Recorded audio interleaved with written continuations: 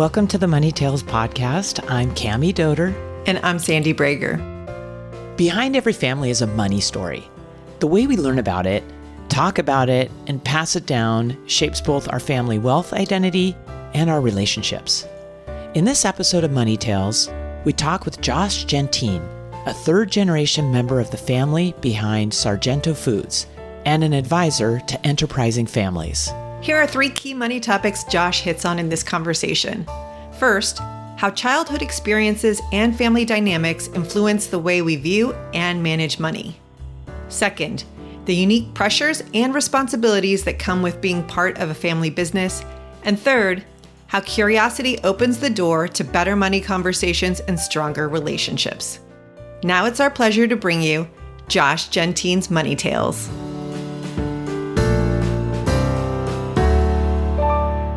Sandy, we're going to have a special conversation today with our guest, Josh Gentine. But before we get there, I want to tell a story that came up this weekend around money and values.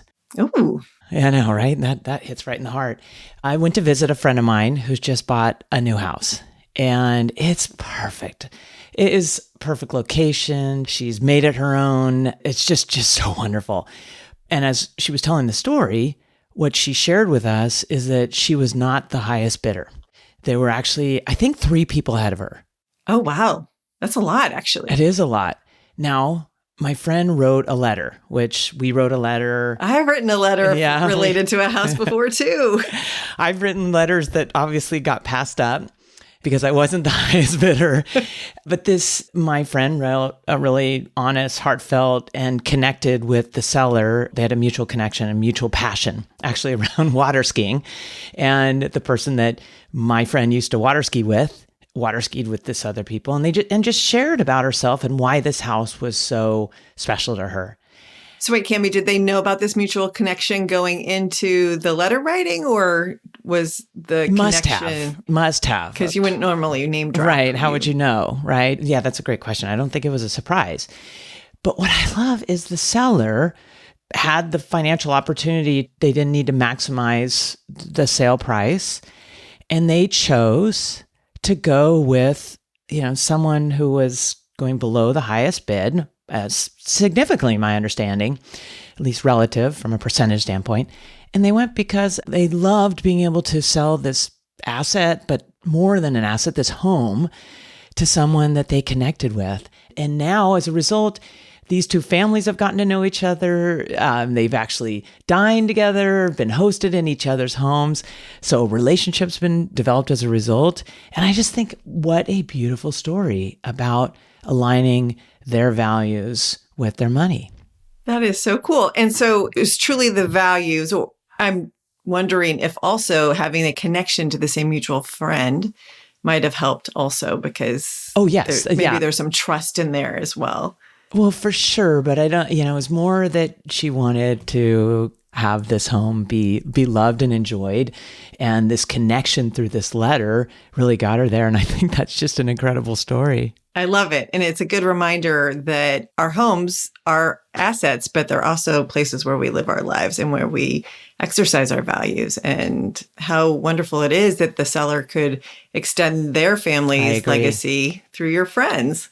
Mm-hmm, for sure. Well, it's my pleasure to turn our conversation over to Josh. Welcome, Josh Gentine, to the Money Tales podcast. Thanks for having me. Appreciate it. Yeah. Would you briefly introduce yourself and share a couple pivotal moments that really impacted who you are today? Well, Josh Gentine, I'm a lot of things, including a third-generation owner and board director at our family's company, Sargento Foods. We slice and dice a lot of cheese.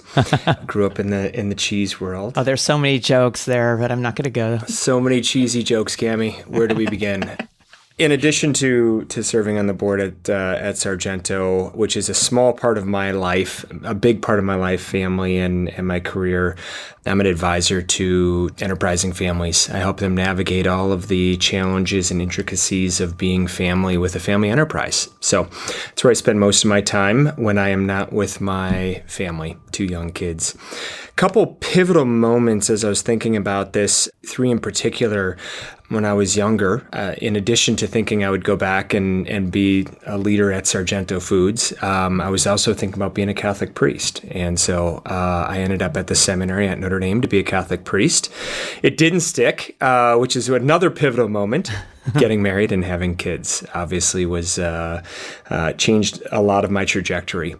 And then I think another one was actually choosing not to go back to Sargento. It was such a defining characteristic of my life growing up, which was literally up the hill from our corporate headquarters, and so we used to ride our bikes down there every day. And choosing not to go back was really an important moment for me personally. I think it was also an important moment for the family at large, because we want family members to be a part of the organization. So those three really stand out for me. Interesting. So you did work there at some point?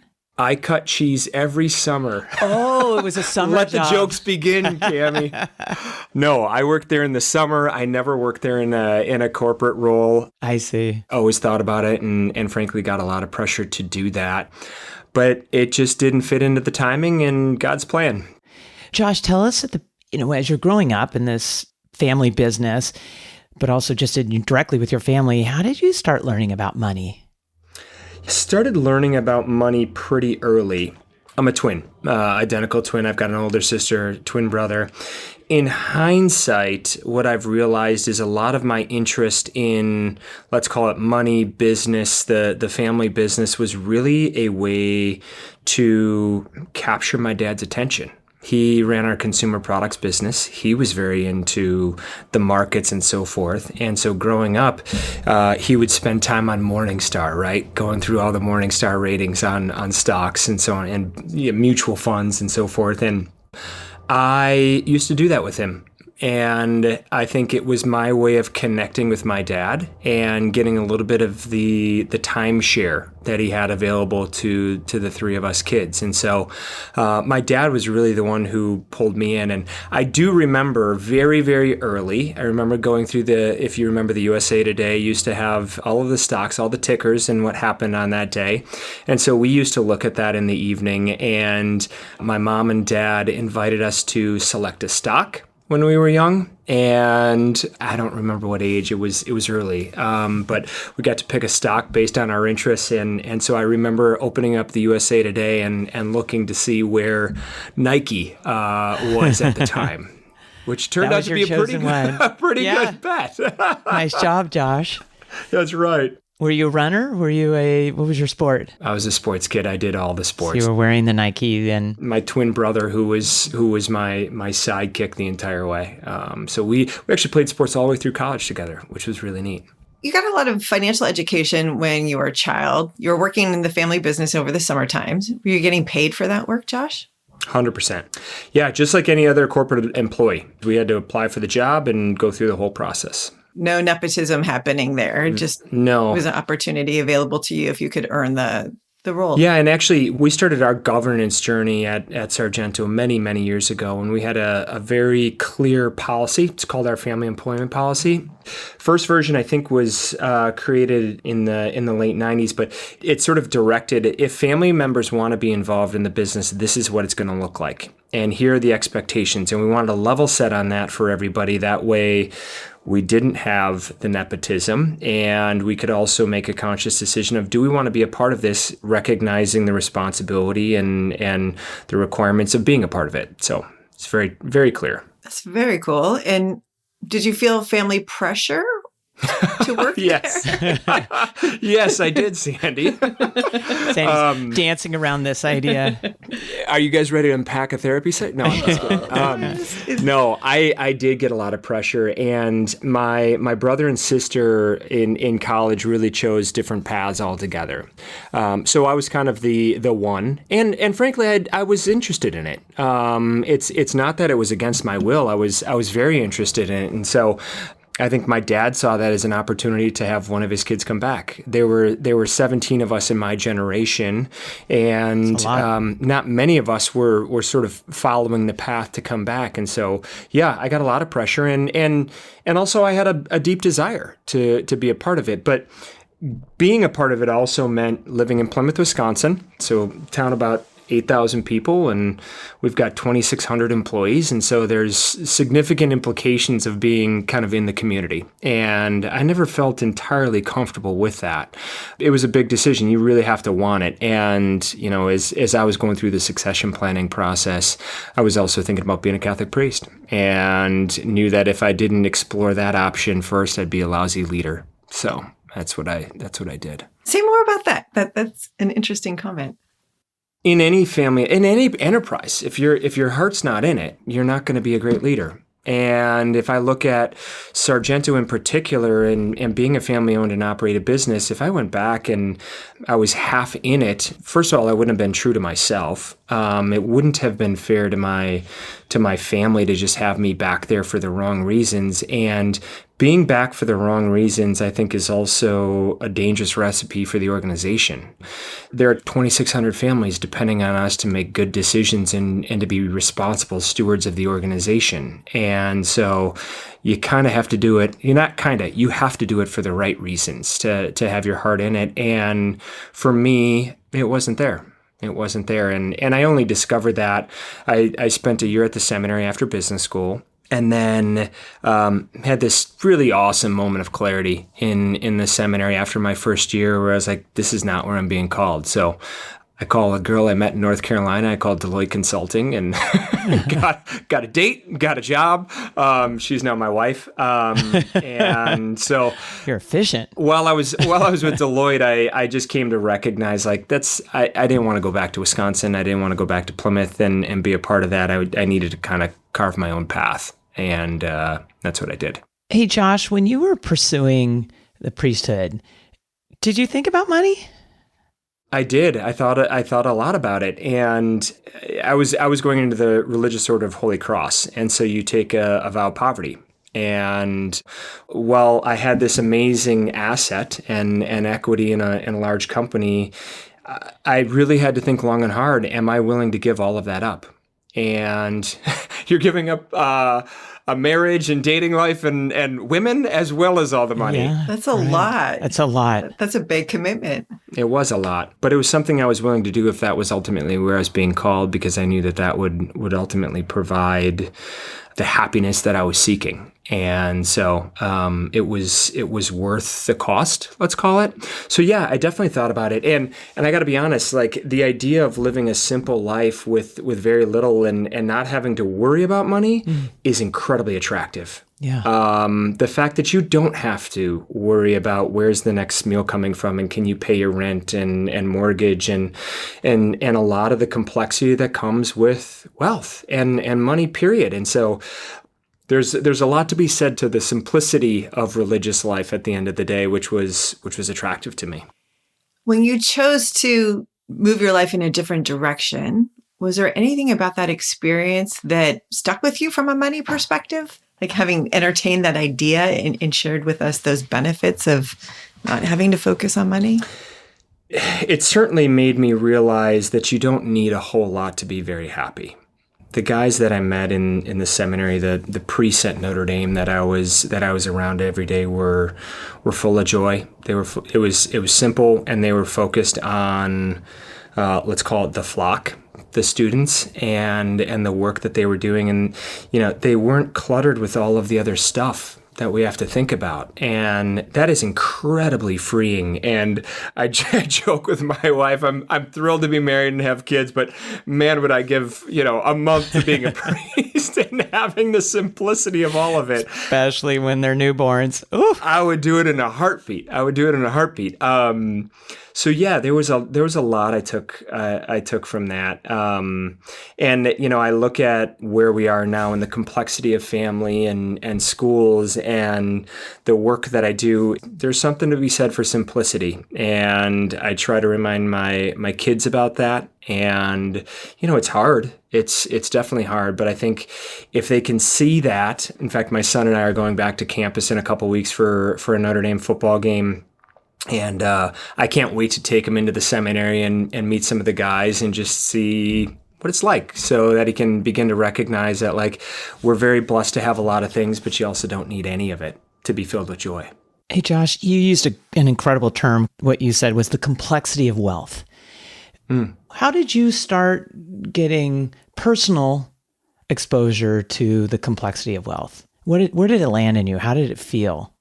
I don't remember the exact age when we were introduced to all of this, but in some ways we were brought up in it. We were going to meetings as kids. We were talking with my parents about Sargento, and Sargento wasn't what it is today. It was not the what I would call incredibly successful enterprise that we have today. And I remember my dad talking about the challenges and kind of what it was like being in that. So we were pulled in pretty early. And when we went through, again, I don't remember exactly what year it was, but we went through some pretty complex estate planning work as a broader family. Each family branch was... Oh, and you were brought in. That's exactly right. And again, I go back to sort of my father and my... sort of my desire to spend time with him and connect with him. I leaned in pretty heavily on it. And so I thought it was fun. I thought it was incredibly intellectually intriguing about how all of these trusts work and what does this look like and why are we doing the estate planning and just how does this work, I thought was pretty fascinating. So I was quite young when I was going through that, and it kind of stuck with me. It was one of the reasons why I studied business in undergrad and got my MBA. I enjoy it. So it was a part of our childhood growing up, and we knew that we were blessed financially as a family growing up. And with that blessing came the burden of being that family in the community. The reality is we had a lot of my friends, their parents worked for us. There were always those sort of underhand comments that you would hear from friends. Kids are just mean. So Really hard. we certainly had our fair share of those. It was this beautiful blessing. It was intellectually challenging, and it was socially difficult in many ways because there was an expectation around it. And I think I've unpacked this with my mom, but I think she didn't do us a service by highlighting that and talking about the fact that, listen, you're under the radar. If you're going to be in this community with your last name, you got to be prepared. Everyone's watching you. And so with all of those blessings and the money came this like kind of heaviness of expectation. Huge amount of pressure. Yeah. And whether it was perceived or it was real, I don't know. But, when you're living it as a kid, it got a little tricky. Probably a little bit of both. Yeah, 100%. Josh, I'm guessing at the time when you were growing up, it would be difficult to talk with your friends about money and about this experience. Didn't do it. So you didn't do that. Didn't do it. And we didn't talk about it in an open way with each other. And as brother and sister, it was just sort of this thing that was there. But we didn't engage in dialogue. We didn't have sort of the platform as a family to talk about this stuff. And since then, we started a family office a few years ago. We've sort of educated ourselves on this whole journey, and this is what I do for a living now. And so I'd like to think that I had a little bit to offer in terms of like, hey, we need to put some infrastructure in place around educating now our fourth generation on what does it mean to be a part of this? What is sort of the responsibility that comes with it? And how do you handle those difficult situations where friends expect you to pay because of your last name? How do you deal with those social nuances that you think it's all fantastic to have the blessings of the family enterprise, and at the same time there are those challenges. So we've gotten much better at talking about those things collectively. I'm hoping you can share with us more about becoming an advisor to families and then bringing your professional experience into your family, because that also seems like that could be a challenge. Yeah, it can be. So becoming an advisor, it's interesting. You want to make God laugh, tell him your plans. Like I thought I had everything figured out, and I certainly didn't know how in the hell it would come together, given this like background, the seminary. I joined Deloitte. I spent about 4 years doing global M&A work, and a lot of it around governance and decision rights. And then I had a client. I started coaching internally at Deloitte, and I think looking back, my interest in the seminary was more pastoral, not sacramental. And so I think I just wanted to be with people on their journey. And while I love doing M&A work, it wasn't fulfilling something that I was looking for. And so started coaching, and I was moonlighting with a client who had a huge family company on the side. And his request was, can you help us build all of the governance and the infrastructure that you have at Sargento for our family? So I started doing that work. And I fell in love with it. I fell in love with helping guide the family. I got to sort of be a pastor. I love psychology and sociology. That's like my side passion. So it was those two combined with strategy and estate planning and just all of the complexity that comes with that stuff. And so after doing that engagement, I realized this is where I want to spend my time and build a career around helping other families navigate all of the stuff that we had to navigate, and both the human, social, emotional, as well as the business. And so I eventually left Deloitte and started working with families full time. So I tell people every day I've got the coolest job in the world because I get to, in many ways, try to help build better families, and we're using their balance sheet as the way in. They wouldn't be doing this work. They wouldn't be engaging as a family if it weren't for their assets. And if we can help them, it's pretty awesome. Translating that into home, it's a little tricky under my own roof. But I've been very fortunate. We actually just went through kind of a fourth gen planning project at Sargento. We're, let's call it 18, 24 months away from our fourth generation coming in. And so I got to work with my cousin Louie, who's our CEO, some other members of the family, the board of directors, on building what it looks like and that next generation's family participation plan and what it means to be involved. So it's neat to be able to apply a lot of the things that I'm working with families on the outside to our own family. And I think I'm joking about my own family because I think my wife, she's been incredibly gracious in listening to me, and we practice what we preach. We have family meetings. We sit down and talk to the kids about our values. They've got a project right now where they're taking the values and they're creating a song. We were going to do a mission statement, and they came back and said, well, let's do a song. And so now they have to build a song. I love it. Way stickier. A jingle, a little jingle, right? Absolutely. Something you'll remember. I think it'll stick. And they both love to sing. So we're taking a lot of the stuff that I'm doing with my clients, and we're trying to do it for our 8 and a 6-year-old and my wife and I, as we think through what's next for us and how do we think about what we want for our family going forward. Hey, Josh, your work with families, you referenced a lot of the technical side of work you do, but we know there's the emotional side. And describe when you're working with your clients, what percentage of the time is it really the emotional work you're helping them through, and how do you do it? We're looking for your secret sauce here, Josh. No, I'm 70% pastor, 30% strategist. So there's my time breakout. Yeah. Well, it's not positioned as we're going to be doing the soft work right now. We're doing the soft work. And the soft work in any family, enterprising family, whether it's with an operating company, family office, or otherwise, the soft work is the hard work. And if you can get that right, it's really easy to get sort of the technical governance, estate planning stuff done. The secret sauce, I think I've been really, really interested in curiosity. And what is curiosity? What does it look like? What does it mean? How do you practice it? How do you kind of instill curiosity in a family? And I think, well, I've never sort of summed it up this way. I think at the core, our work is all about helping family members get really curious about themselves and each other. And if they can get really curious about themselves, how they show up, why are they thinking what they're thinking? Why are you reacting the way you're reacting when somebody says something?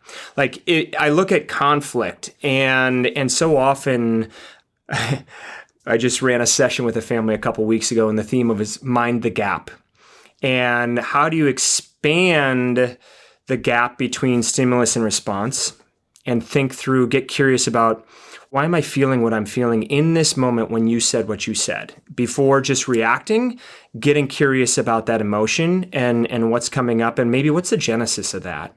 And then minding the gap on the other side, which is when there's conflict, instead of letting it sit there, addressing it. So we're expanding the gap on one side and trying to shrink it on the other side. Curiosity is such a powerful tool for understanding, creating connection. And I think families are lousy at being curious with each other. And we take our relationships for granted because we live in the same house. We just assume, I know how you're going to respond. You know how I'm going to respond. But especially when kids go off to college and are no longer in the house, they change so much. And we're not connected the way we used to be. And if you're not being curious with your family members, and vice versa, right? I don't know what my kids are going through, and my kids don't know what I'm going through as an empty nester and aging. And so I think curiosity is really, really powerful. And that would kind of sum up a lot of the work that we do with families. I love that, Josh. It's something that we talk about a lot on Money Tales because money conversations should involve a lot of curiosity for the same reasons you're talking about with families. If we can just listen to each other more and understand each other better, we often find that the emotions we have aren't really about the money at all or about the relationships. It's just about maybe not understanding each other as well as we thought we did, or making the assumptions that are no longer true. So I love that you're bringing this up. One thing that I think is really interesting, and I've explored this. I've got an identical twin brother. We lived even through college. I mean, we spent 22 years living parallel lives, and yet our experiences are wildly different about what we experienced with my mom versus my dad, our own money experience. All of it is different, and yet we're living the exact same lives and we have the same DNA. Do you guys talk about that a lot? Because that's a good one. That is fascinating. I was actually just in Vermont visiting my brother this past weekend, and we were talking about the fact that we have these different experiences, even though we were roommates for 22 years and witnessed and experienced a lot of the exact same stuff with my family. So it's pretty neat. But it shows just how nuanced humans are and the importance of actually asking questions and engaging and trying to understand where somebody's coming from, because what we see on the surface is not what's going on inside. Oh, really well said, Josh. We see it all the time. We see it with our clients, and we love that we get the opportunity to ask the questions. And I love your challenge to all of us participating in this podcast to get really curious. Yes. Ask more questions, especially of yourself. That's exactly right. Josh, what's your next money conversation going to be, and who's it going to be with?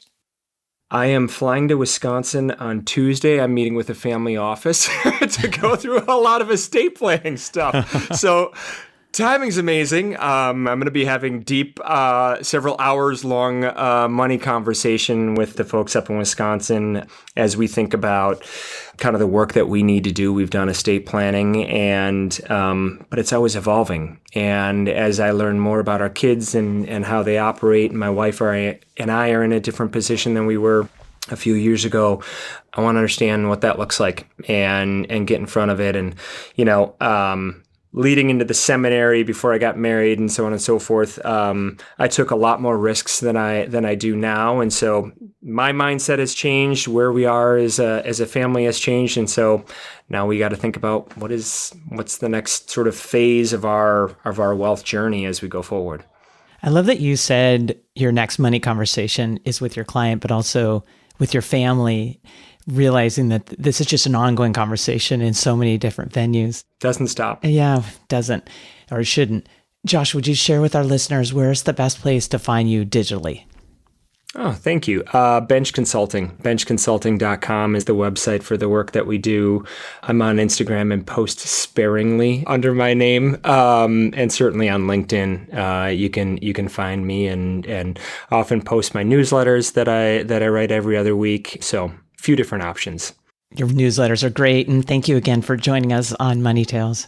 Thank you, Josh. Thank you for having me. Appreciate it. Thanks for listening to the Money Tales podcast. If you've enjoyed this episode, share it with someone you think would benefit from listening, and leave us a review on your favorite podcasting platform. Your ratings and reviews help more people find our podcast. If you're inspired to gain clarity and peace of mind about financial matters, don't hesitate to reach out to our team at Aspiriant. Go to aspiriant.com/start a dialogue. Or you can email Sandy and me at podcasts@aspiriant.com. See you next time.